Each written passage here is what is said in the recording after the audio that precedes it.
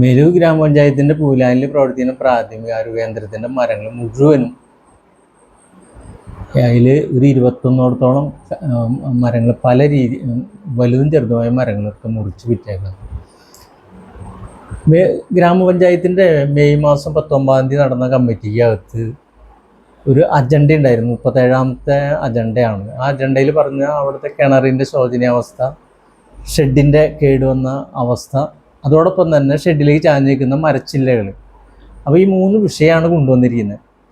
അപ്പോൾ ഈ 3 വിഷയത്തിന് തീരുമാനമെടുത്തു. അതിൽ മരച്ചില്ലയുടെ തീരുമാനമെടുത്തത്, മരം എന്നുള്ള വാക്ക് ഉപയോഗിച്ചത്, മരച്ചില്ലയുടെ തീരുമാനമെടുത്ത് അത് വെട്ടി മാറ്റിക്കോളാൻ പറഞ്ഞു, ചില്ലകൾ മുറിച്ചോളാൻ പറഞ്ഞു, ഷെഡിന്മേലേക്ക് ചാഞ്ഞ് നിൽക്കുന്ന ചില്ലകൾ മുറിക്കാൻ പറഞ്ഞു. അതിന് അനുമതി പഞ്ചായത്ത് കമ്മിറ്റി കൊടുത്തു.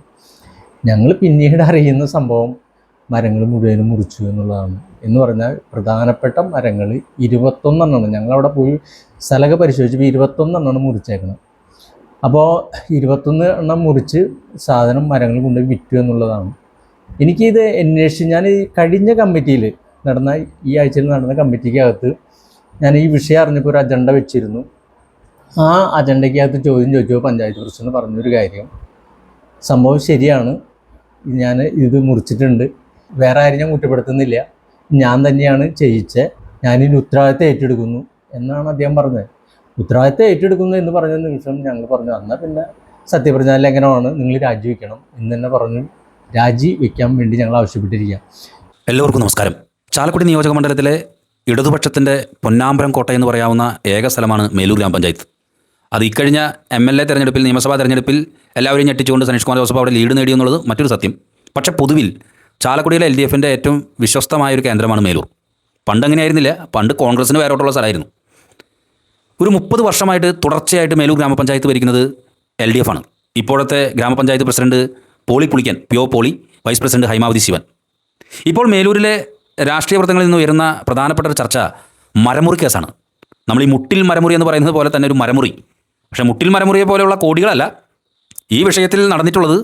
പഞ്ചായത്ത് കമ്മിറ്റിയുടെ അനുവാദമില്ലാതെ പഞ്ചായത്ത് കമ്മിറ്റി തീരുമാനമെടുത്തിട്ടുള്ളത് ഈ പ്രാഥമിക ആരോഗ്യ കേന്ദ്രം PHC, മേലൂർ PHCയിലെ മരച്ചില്ലകൾ വെട്ടാനായിട്ടാണ് തീരുമാനമെടുത്തത്.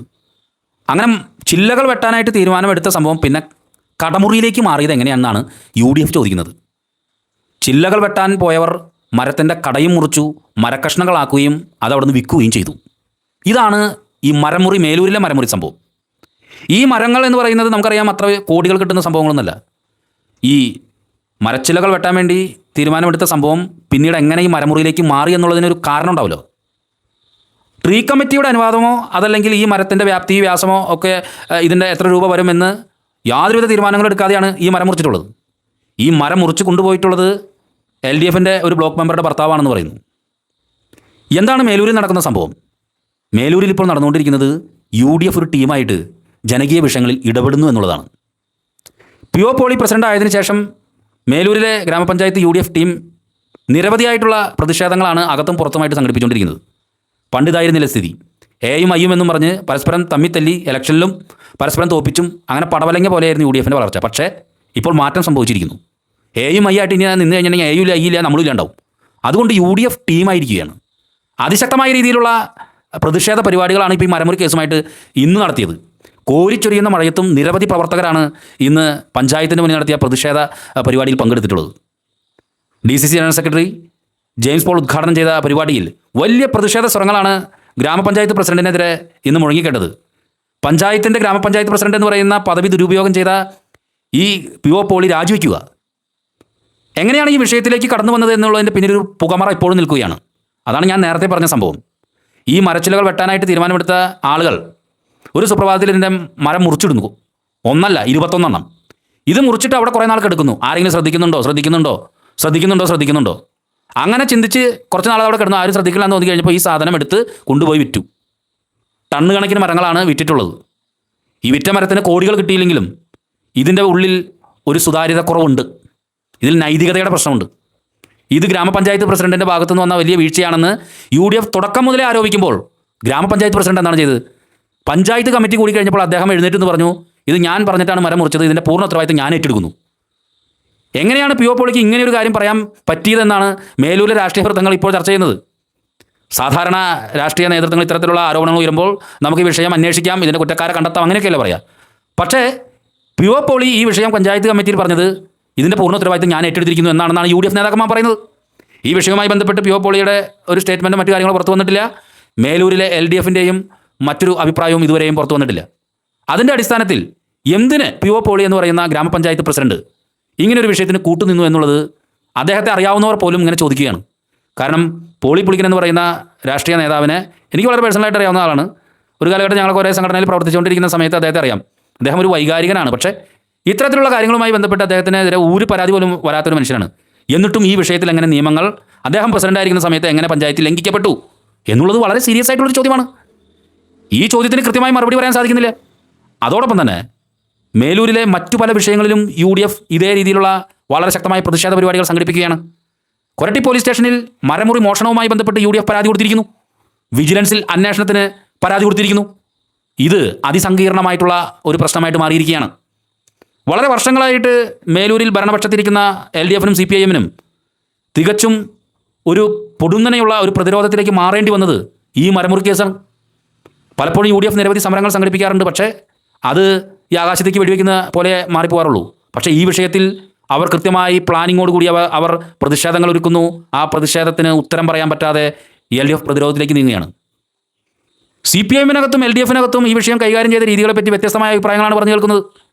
PO പോളി എന്തിനാണ് ഇങ്ങനെ ഒരു സംഭവം ഞാൻ എല്ലാ ഉത്തരവാദിത്തം ഏറ്റെടുത്തിരിക്കുന്നു എന്ന് പറഞ്ഞത് എന്തിനാണെന്ന് ഒരു കൂട്ടർ ചോദിക്കുമ്പോൾ മറുകൂട്ടർ PO പോളി പുളിക്കൻ എന്ന് പറയുന്ന രാഷ്ട്രീയ നേതാവിൻ്റെ സുതാര്യതയില്ലായ്മയെ വരച്ചു കടന്നു ചൂണ്ടിക്കാണിക്കുന്നു, ചർച്ച ചെയ്യുന്നു. എന്തായിരുന്നാലും മേലൂരിൽ മരമുറി കേസ് വലിയ സങ്കീർണമായ രാഷ്ട്രീയ ചർച്ചകൾക്കും അതിനേക്കാളേറെ CPIMനകത്തും LDFിനകത്തും വലിയ പ്രതിസന്ധിയുമാണ് സൃഷ്ടിച്ചിരിക്കുന്നത്. ഇതെങ്ങനെ LDF തരണം ചെയ്യുമെന്നുള്ളത് അറിയില്ല. UDF കൂടുതൽ ശക്തിയോടുകൂടി പ്രതിഷേധ പരിപാടികൾ സംഘടിപ്പിച്ച് മുന്നോട്ട് പോവുകയാണ്. സമാനമായിട്ടുള്ള പല വിഷയങ്ങളിലും UDF തങ്ങളുടെ പ്രതിഷേധം ഇനി കനപ്പിക്കാനാണ് ഉദ്ദേശിക്കുന്നത്. CPIMനകത്തും LDFിനകത്തും പോളി പുളിക്കനോട് വളരെ താല്പര്യവും സ്നേഹമുള്ള ആളുകളൊക്കെ തന്നെയുണ്ട്. പക്ഷേ LDF എന്നുള്ള രീതിയിൽ ഇപ്പോഴും ഇതിനെതിരെ ഒരു പ്രതികരണം വന്നിട്ടില്ല. പരിയാരം ബ്ലോക്ക് കോൺഗ്രസിൻ്റെ പ്രസിഡന്റ് ശ്രീ MT ഡേവിസുമായി JFIs ഈ വിഷയവുമായി ബന്ധപ്പെട്ടൊരു അഭിമുഖം നടത്തി.